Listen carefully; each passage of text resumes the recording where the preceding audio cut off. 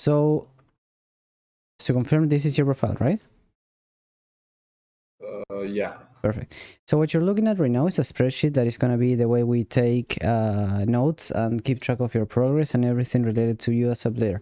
So the idea is that I don't like my students to leave the session empty-handed and just rely on their memory.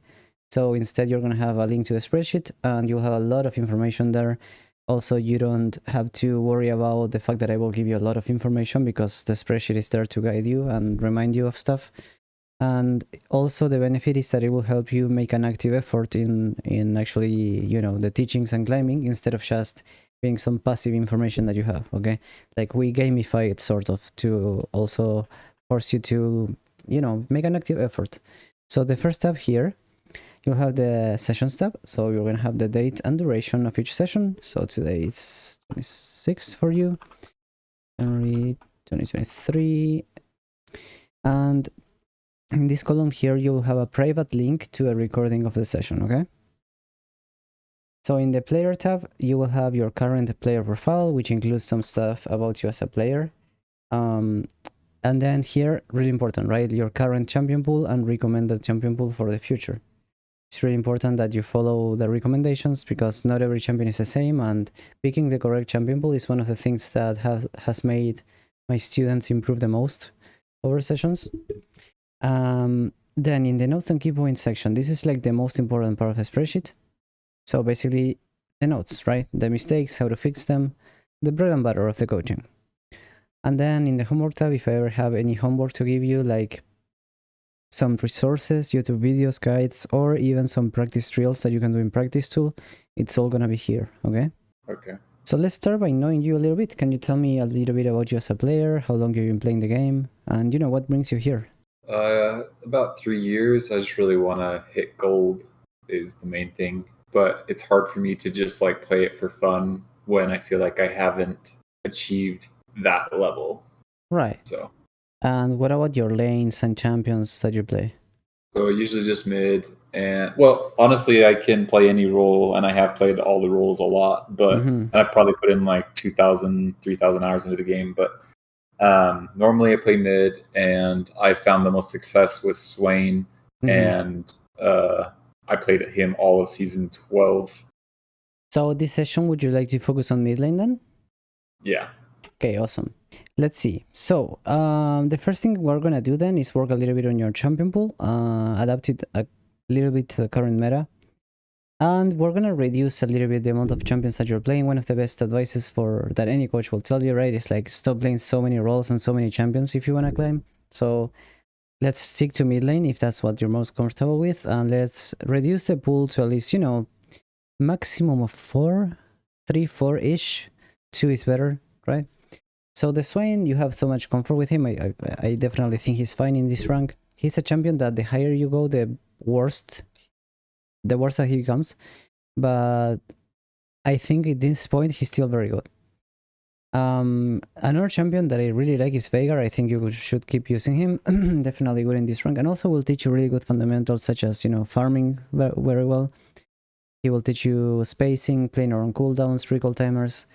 It's, in my opinion, it's the best mid laner to learn the game and improve. So just looking at your BG, there are 2 things we're gonna work on, okay? Even when you win, your average deaths are insanely high. So we have 10, so look at this, right? The average KDA is like more deaths than kills, and if we look at your games, even when you're winning, so I guess this one is just a FF at 4 minutes. But even with the wins on control matches, right, we have quite a lot of deaths. See, 10, 15. These ones are fine, and then you have 6, 11, 10, 10, 8, 7. This one is fine. 7, 6, 11. So around 80% of your games are very high amount of deaths, right? And one consequence of that is that your champion will feel really weak because you have no farm. So if you look at your CS per minute, 4, 5, 4, 6, 6, 6. So it's incredibly low for playing a mage. It should be at least 8 or more, especially with a champion like, you know, Hammerdinger or Veigar, things like that. Anivia, for sure. So we have 5. And it's hand in hand. Dying more means you're in lane less, means you can farm less. Also, you're less powerful because of dying. So that's also making the enemy zone you more. After this session, I'm gonna give you homework to farm better and position better, but for sure, you're gonna work on the deaths and the CS. The CS depends on the champion, but let's aim for at least 7 to 8 per minute, okay? Okay. So then, what I want you to do now is what I start every session with when I coach a mid laner. It's like, I want you to go to practice tool, just farm for like, you know, 3 or 4 waves, and I am gonna see your inputs, basically, your camera control, your farming, you know, mouse movement, inputs, etc. It's like essentially like asking an FPS player to go to the practice tool and just click on some heads and get some headshots, just to see how you handle the inputs and settings and all of that. Pretend it's a real game where you don't want to push, right? Just last hit at the end. So first question is like, do you play with the camera locked or unlocked? Most of the time it's locked, but with Swain, I unlock it a ton because I am like always using W. Okay, so that's gotta change from today, okay? Any coach can tell you, it's like, it's not a lot of players mistakenly think that it's up to preference or a subjective thing, you know? In this session, you don't need to unlock it yet, because it's very hard to unlock it if you're not used to it, and it will take you around a week. So don't do it until we finish the session, and I will send you a video about it, like you will have some guidance. But the idea here is that you understand one thing, okay? The camera being locked is 100% handicapping you, and it's not a subjective thing. It's objectively bad, and essentially it's gonna make you lose a ton of kills that you don't even know, and die way more than you should. So in the coaching community, or what I think personally, is that a player with a camera locked, if you're silver 4 with your camera locked, it just means that you're actually a gold 4 player that is getting handicapped by your own camera. So essentially, between you and a gold 4 player, there is no difference other than the fact that you don't move the camera, okay? So if you unlock the camera, it's an easy way to get like plus 4 to 500 LP after you get used to it. But there's a 1 week period in which it's really hard to get used. So it will hurt. Usually on the first wave, I let them all get low, and then I queue the wave and get all 3. Yeah, that's fine. So just play like you would in a real game, by not like, don't go like under the tower or whatever, you know what I mean? Like, just safe, normal stuff. Just paying attention to your inputs, etc.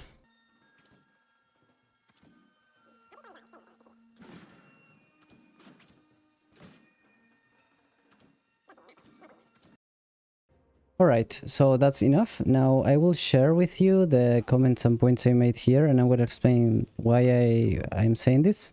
Okay, so one thing I want to ask is, would you what kind of player are you? Some players prefer that I coach them live in a live game, and some players prefer that I coach them with a replay that they have played. So what do you prefer? I'm fine with either. What do you think is better for me? So I think it's better to, for the first session, as an intro section, I usually do VOD review. Okay. So let me see. So what I noticed from watching you play in the practice tool, the camera thing I already mentioned, so I will just add here the main, where is the, so this is what we call camera issues and what we call spatial awareness. Well, we don't call it this way, I made up the term. I like it, being aware of the space around you, spatial awareness, because it's not just the camera, right? It's like map, camera, and the pressing tab more often. That's all the information about the game and makes you more aware of the space around you and the state of the game, right? So usually this was a hidden link, but I made it public the other day, so you can see it here. So I want you to watch this video after session and do the practice drill. Do this practice drill. So you're gonna go to practice tool, buy a call, okay? You know the call item? Yeah. And what you're gonna do is the following. With the camera unlocked, CS as much as possible without pushing too much. Just like a real game, like you just did today, right? And what I want you to do is, after every single minion, move the camera and then bring it back instantly by pressing spacebar. So when you press spacebar, the camera will go back to you, okay? So what happens with this, are you gonna do this in a real game? No. So why are you doing this? You're doing this just to get the muscle memory of multitasking and moving camera. So the issue with players that have never moved the camera is that they cannot move the camera and do another thing at the same time. So for example, if a minion is dying, they don't move the camera because they want to kill the minion. Or if they move the camera, they lose the minion. or similar stuff, right? So this is why most players don't move the camera, because they're not comfortable with moving it and doing something else at the same time. So this whole reel and video and stuff is just to get you in the habit and muscle memory of like the camera movement being automatic and you not having to even think about it. Okay. Okay. So we're gonna just like that. Okay. So here's the video. Okay, the other thing I noticed, so let me go to practice tool myself. So let's pick like a random champion here, like I don't know. I'm gonna do it with Seraphine, I don't care. Whatever, runes don't really matter. So while this loads, do you have any idea of why I put so much emphasis on the camera, like, or is this like a new concept to you? What do you think? I think it makes sense. If you have the camera unlocked and you're looking around the map, then you're going to be more aware of where the enemy jungler is and of what your potential threats are. Right. And see opportunities to help your own jungler. Right. So the main thing is that is the most, I guess, the most obvious answer, but it's not the most important thing. The most important thing is that there are so many little things happening around you just outside of your camera. Like, let's say there's a team fight and you have the camera locked like this, and the team fight is like here. What do you notice about this? Like, this is my teammate and the enemy. Look at this. I don't know the HP they have. I don't know whether I should flash and auto this guy, whether like... And a player with a camera locked, you know how they find out if they should help? They walk here. But what if walking here makes you die? What if this was not the right choice? So essentially, what you gotta understand about League is that the camera being locked gives you bad decisions 80% of the time. Oh, that was a mistake. So what happens is... Yeah, it was a good illustration of your point, yeah. Yeah, I clicked on this icon. So essentially what happens is decision making. Think about it this way, okay? I want to make this point clear. Let's pause this, meanwhile. In League of Legends, a lot of players think... League of Legends, the way you climb is just making better decisions, okay? And not only macro, even micro decisions. And the thing about decisions is that a lot of players think that they have bad decision making because they're not, I don't know, smart enough, good enough, whatever. And this is a complete lie, it's not true, okay? The reason why people have bad decision making is because of bad information, okay? So you're not dumb and you are smart enough to make perfect decisions in League, I promise you, or at least a high % of the time. The only reason you might not be making good decisions is because you lack the information. In other words, you can watch a pro game in League, and even watching pro players, you can tell when a pro player does something bad. So how can you tell if they do something bad, but you're not playing at the pro level? Well, it's because when you're watching them, you have perfect information of everything. You're watching all the map with the camera zoomed out. The spectator will watch every lane at all times. They will give you the stats of all the game, both visions of both enemies. So then making decisions is so easy. So it's about decision making. Like I will make this metaphor in the video, you will see it. It's like, imagine we go to a restaurant, right? And you have never been to a restaurant, and I ask you, what do you want to eat? Well, you can't answer. You would first ask me what's on the menu, right? You just kind of tell me what you want to eat because you don't know what's on the menu. So it's the same. Like, if I ask you, like, should you roam bot lane now in minute 4? Like, I don't know. If you move the camera, I have no idea whether you should roam bot lane or not, okay? So decision making requires good information, and the camera is how you get information. Okay, so it's really simple. The camera gives you information, and information gives you good decisions. It's that simple, okay? And camera plus pressing tab and just looking at the map as well. All three of them. All the spatial awareness package. So coming back to the inputs before you get into a game. One thing you're doing wrong is that you're using the inputs really badly, like as in the right clicks, even when you move. There are a couple of rules that you should follow. Essentially, you know, if you watch a shooter player, FPS player, and they are aiming at the floor at all times, you know that they are low ranked, right? So this is the same in League. If you watch somebody play and you look at their mouse, you can tell the rank. Why? Because there are a couple of things you're doing wrong. One of them is that you're clicking many times in the same place, really far away from your champion, and this doesn't do anything. So you're doing something like this, right? So not only every click is taking long between each click, but also you're clicking really far away from your champion. One of the rules of League is that you need to click as close to your champion as possible. You keep the cursor really close. So you're always ready to dodge if you need to, like, dodge in one way. By the way, this is exactly why people in low elo are so bad at playing against Swain. because they keep the cursor far away, and now the Swain E comes, and look at how far away I have to move my mouse to dodge it. And also I'm clicking really slowly, like this, right? So if a Swain E comes, I'm walking in straight lines, in long straight lines. Look at the path that I'm drawing here if I walk like that, right? I'm walking in like long straight lines. So the Swain E is really easy to hit, just aim for one of these lines. Now let's say I'm moving like a high level player. So now try to hit the Swain E now. Like, where do you aim it, right? And even if you throw it, I just have the mouse so close to my champion that I can just insta-dodge it really easily, you know? Yeah. Interesting. Another thing that you're doing is that you're waiting for the whole auto attack animation when you auto attack. That's really bad. Auto attacks have an animation, so you shouldn't wait for the full animation of the auto attack. So for example, like this, see, I'm waiting for the full animation and then moving. That's really bad. That's another reason why people get hit by Swain E, because they hit an auto attack on a minion when farming, for example, and they stay there stuck in animation and then they move. And that's what you're doing with Swain. You can move as soon as the projectile is out of your body. You can already begin moving. You don't need to wait the whole animation, okay? So like this, look. See? You don't need to wait for the full animation of the auto attack. Like that, see? So I'm moving really fast, keeping the cursor close, not waiting for the full auto attack animation. So there, it's gonna be really hard for you to hit me. Okay? You're giving me really good information. I like this. So see how I'm like, compared to your movement, my movement is way more erratic, fast. I'm always on the move, always ready to dodge something, whereas you're like doing straight lines, keeping the cursor far away. And see, you're like holding on the whole auto attack animation like that, see? And that's how you're gonna get hit by stuff. But if I do this, wait until minion is slow or whatever, but see, like that, right? Yeah. So see how I'm like, my champion's always moving, it's never standing still, it's like always moving around. See, okay. Alright.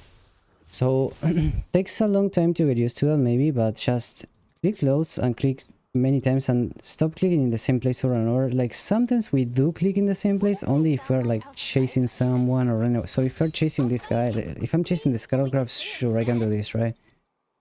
In the same place many times, but see how I'm still clicking really close, right? See how I'm canceling the auto attack animation, right?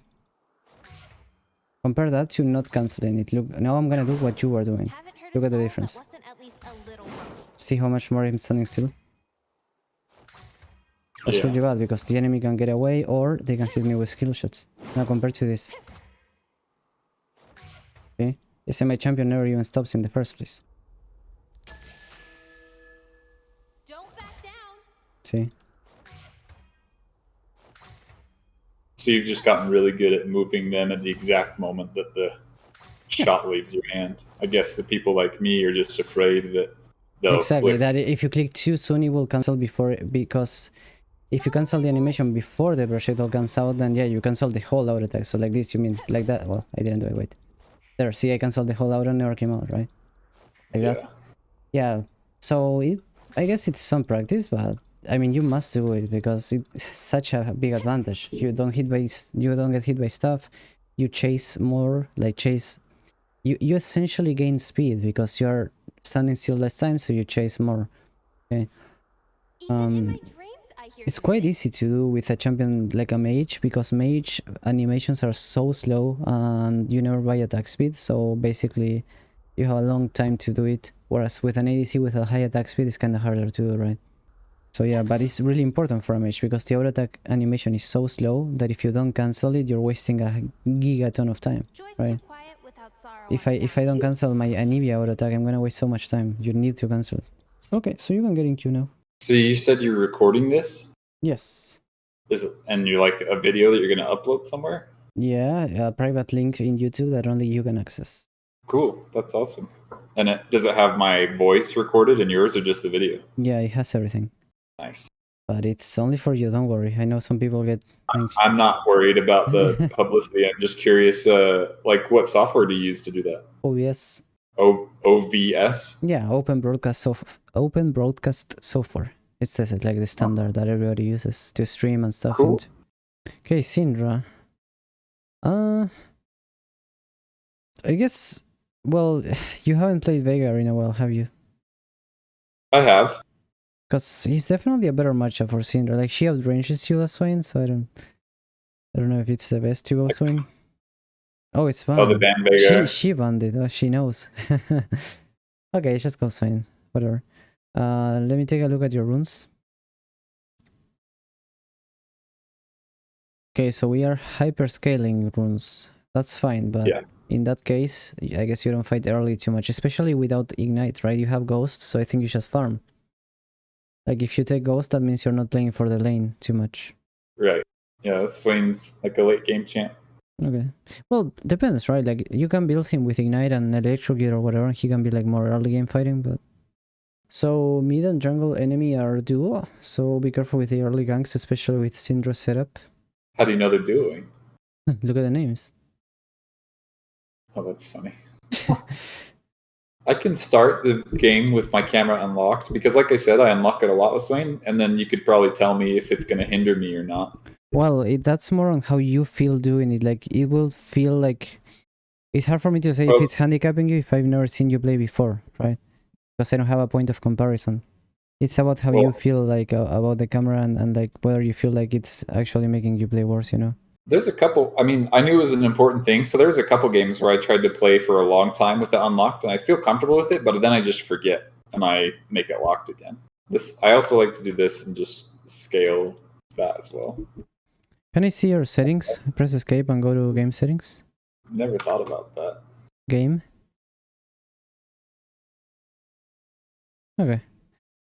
Yeah, it's all fine. So it's like, I don't know how much maths do you know, but like it's about vectors, okay? So essentially, if you draw a circumference around your champion in the point where the cursor is and your champion is the center, the farther out the cursor is, the more of a cross-section of the circumference you will do with the same movement. In other words, if you keep the mouse really close, the angle of turn is higher. So you turn, if you keep the mouse close, you do 90 degrees turns way faster. If you keep the mouse really far away, you need to move the mouse way more to do a 90-degree turn. Oh, yeah, for sure. That makes sense. Okay, so because we have a Kindred, remember that the Kindred mark appears on a random Scarlet 50-50 at minute 3:15. So when that happens, you need to have the lane pushed so that you can help her.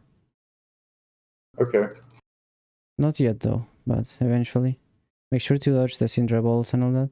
Also, as Swain, one thing you don't want is that the wave crashes under your tower, because it's really hard to farm with him under tower early, as you might know. So you gotta push a little bit so the wave... See what I mean? You're gonna lose a lot of minions now. So you should have pushed the wave a bit more so that it doesn't get under the tower.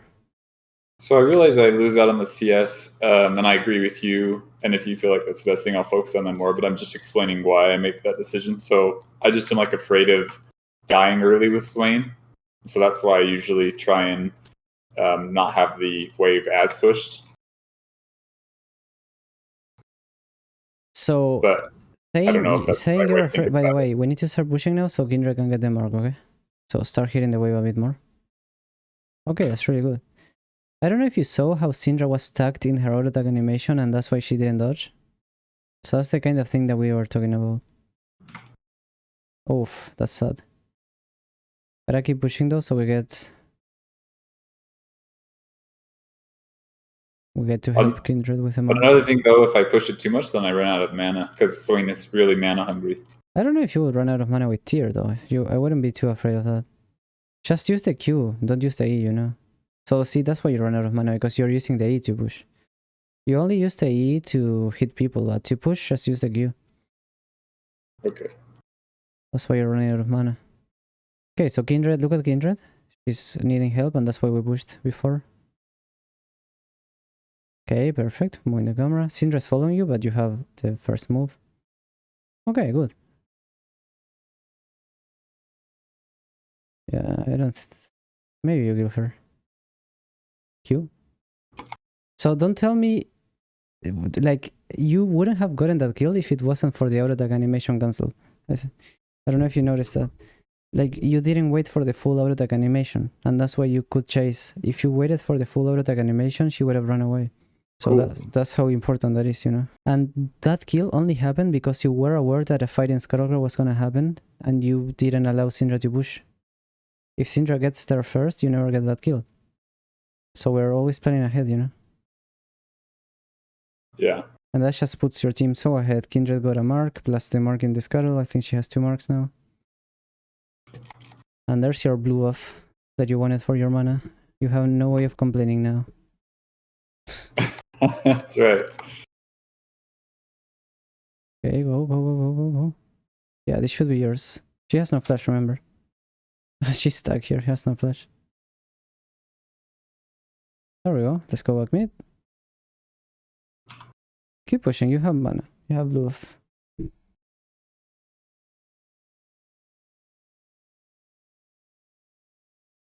You gotta push her under tower because she has no mana. If she gets stuck under tower, she won't be able to farm with no mana. Oh, get a minion for 6. Get a minion for 6. She has no mana. She has no mana. Don't be afraid. Just kill a minion for 6 and you can ult. Okay, let's ult.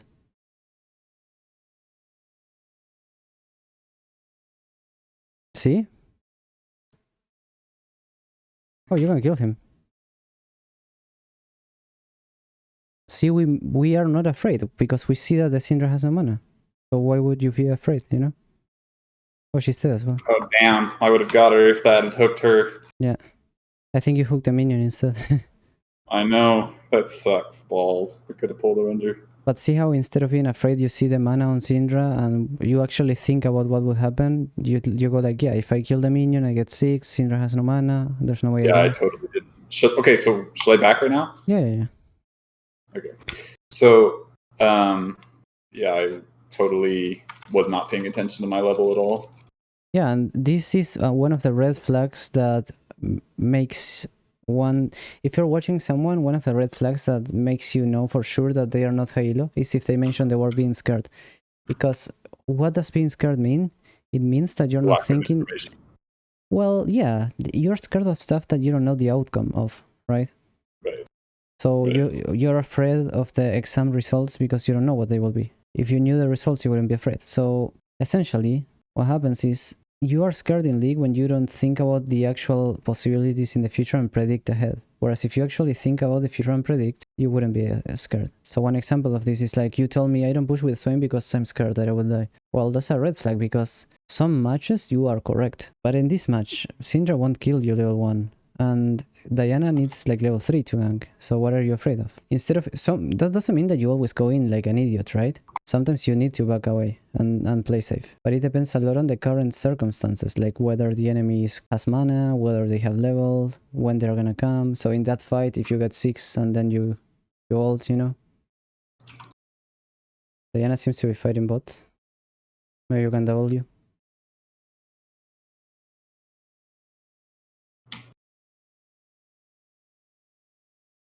Okay, that's free. How much HP is one of your Ws? Oh, 12. Oh, that's nice. Not too bad. Oh. Gotta work on the CSing though, because you have been ahead in the lane so much and farming for free, but still missing minions that you should never miss because they're free. I would stay until you have Rylai's, no? Or do you already have Rylai's? Okay, let's farm this wave and then you get Rylai's and boots. It's still better to recall after this wave because usually in League you wanna recall when the cannon wave is coming. You recall when cannon wave is coming because that's the hardest lane to push by the enemy, so they will have a harder time making you lose minions. Okay. So recall now or yeah, do another because wave? No, because the next wave is cannon. So if you lose this one, it's not a big deal, but the next one she won't be able to push it because it's cannon. And also you buy boots now. Let's buy boots. I haven't really seen you use the ghost yet. I guess you used it more late. I used it to kill the Diana. You just didn't notice, but I used it right here and I ran and caught her and flashed. True. Didn't notice. I'm watching with no sound, so I didn't hear it.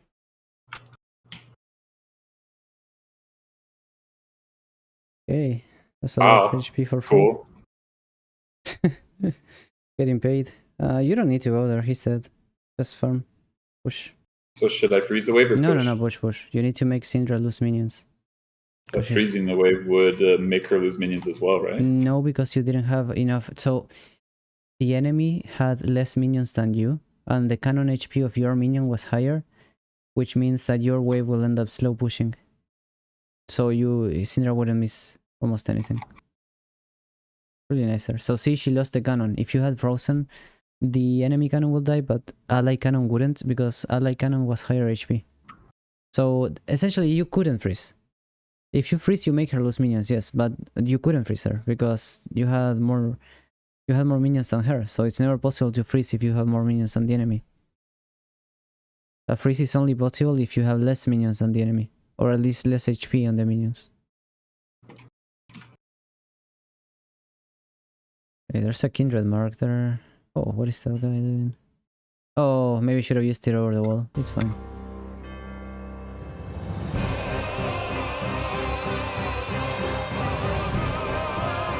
Okay, I see you.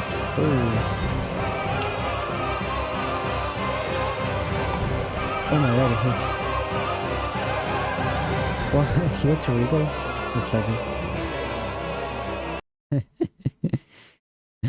you know, they should have like Dark Souls music when they're hitting you there. Like a raid boss. They made Dark Souls music with the Mordekaiser, Project Mordekaiser ult. Did you ever see that? Or similar to it, at least. Or no, it's the Ashen Knight. I think the Ashen Knight Mordekaiser skin does have Dark Souls music because the Ashen Knight is like built after Dark Souls skins or theme. Okay, no, I had no idea. But yeah, it feels like that because you're like so unkillable and big. Do you think I should go Sword Boots because I'm ahead? Yeah, I don't see why not. They don't have any single source of damage either. Like, it's not like they're all AD or all AP, so... Yeah.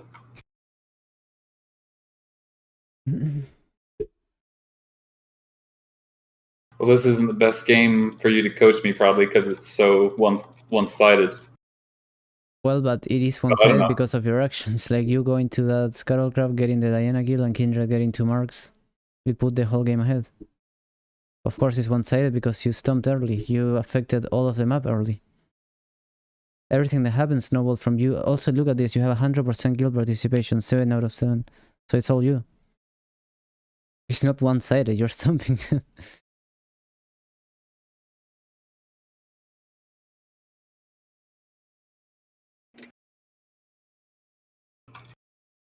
Yeah, I should stay mid here. Not a lot of stuff to do.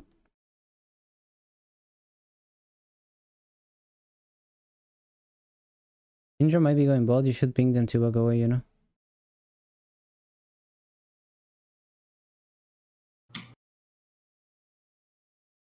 Just keep pushing, keep pushing. There's nothing to do there. No. Don't go. There's a rule in League. You either go early to a play or you don't go at all. Because if you go now, you don't get any value in bot lane. They already left. And you don't get any value in mid lane either. You don't push and punish. So, if you didn't go to the play, just punish by pushing mid lane, okay? You either go early or don't go at all. That's the rule. I think you got her. Yeah, it should be a double kill. Nice.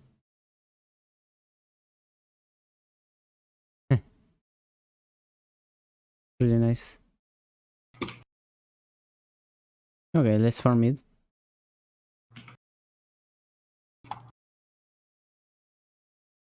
I don't think you should stay. You have no mana, there are no blades, so you are getting no value here. No, leave. You are getting no value from hitting that tower. There are no blades. So why are we hitting it?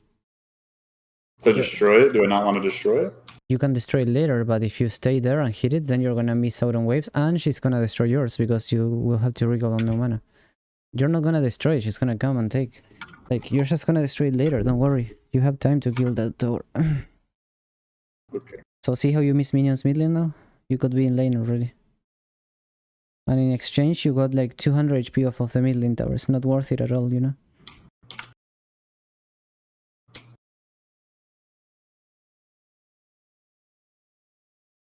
Now this round should be game over. One of the main issues with lower ranks is that the games last longer because they don't know how to close out games. You have Baron, and with this round I think you get Soul. So then you guys just close out the game with it. Like, just run it down mid lane and make sure that the game doesn't last any longer, you know? Just close out the game here after this. Okay. Okay, let's close out the game in mid lane. Worst thing you can do when you're this ahead is like make the game longer and longer and longer, because doesn't mean you gotta end in this particular push, but at least break the Nexus wide open. The longer, no matter how far ahead you are, the longer the game goes, the least ahead you're gonna be, because you reach a point that you get full build, and the enemies can always catch up then. You're not gonna get any stronger after full build. Nice, alright. So how did that feel? Better than before?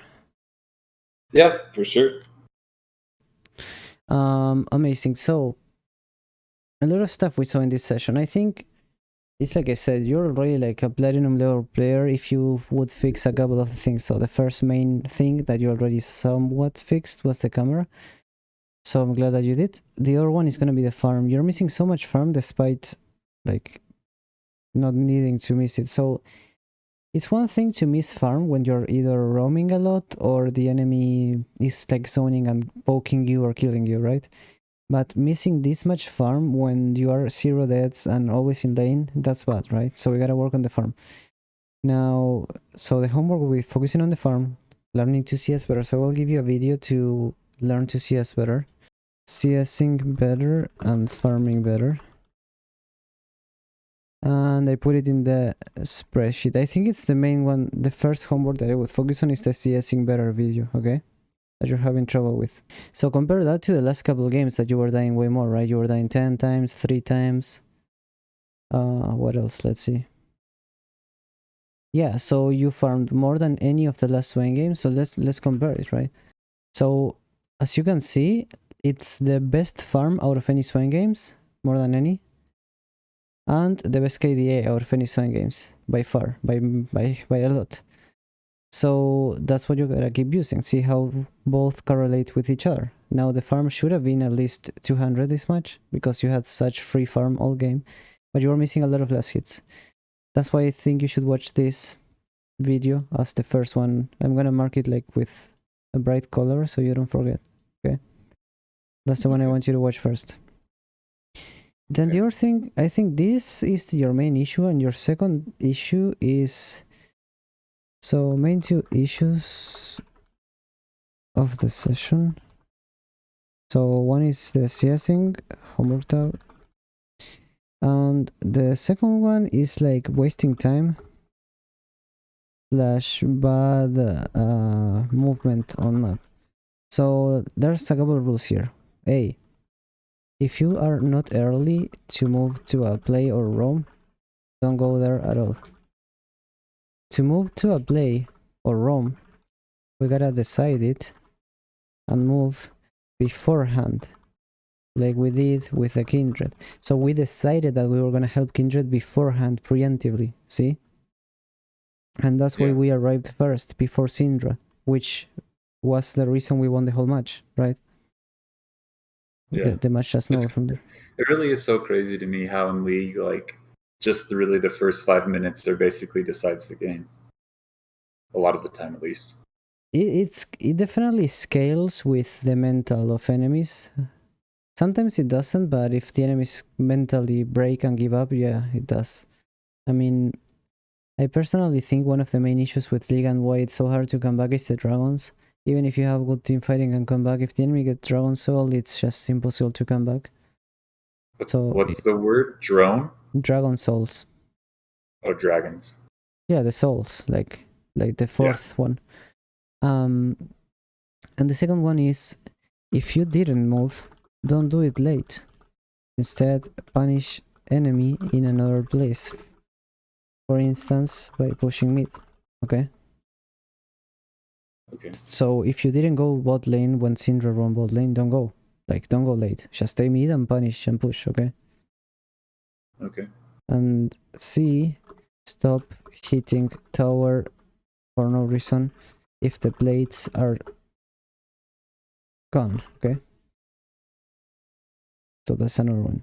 But I already noticed a lot of improvements just from this session alone. I'm surprised you... Like, you might think I'm lying, but I've never had a student that moves the camera in the first session so comfortably.